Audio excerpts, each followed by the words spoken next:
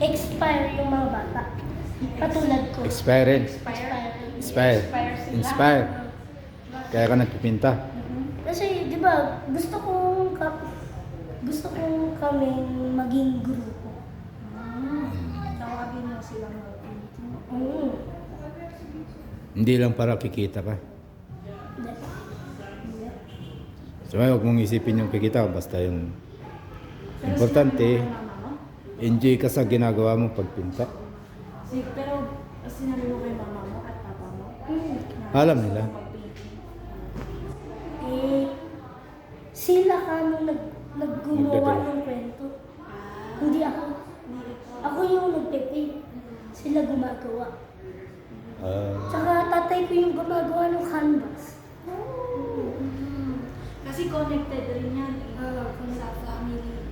Kasi may isa pang bata, si Cara at saka si Sir Bruno, may anak silang yung artist rin na kagayaman, di ba? O baka yung naging tropa mo siya.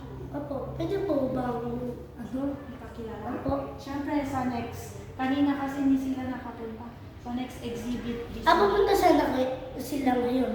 Oo, pero may pupuntahan silang iba. Iba. Palagi rin sila dito. Dito din. Sa Nakawan. So you see them. Babae na lang. Lalaki.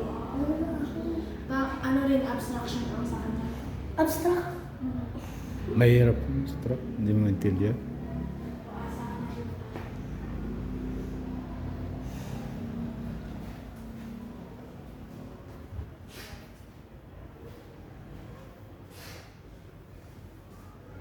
May nabinda ka ng pinting mo?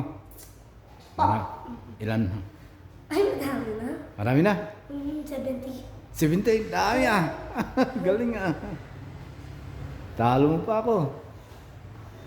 Kaunti pa lang nabinta akong pinting ko. Galing ah. Taga saan yung halos bumibili? Ha? Taga saan Yung, bumili? no?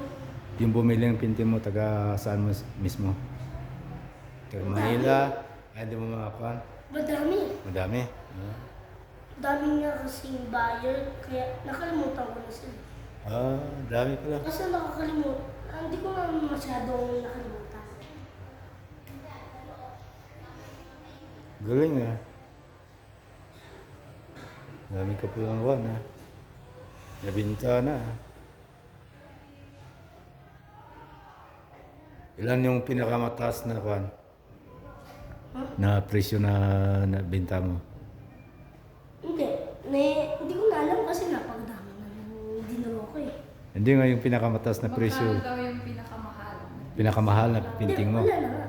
Hindi ko na alam kasi napakadami ko nang dinuro eh. 70 na eh. Pero magkano ba yung pinakamataas na pinting mo? 15, 20, 10. Hindi, yung mga parents ko yung nag-pressure. Sila nagpo-presyo, hindi ka. Okay. Kaya pala hindi mo alam.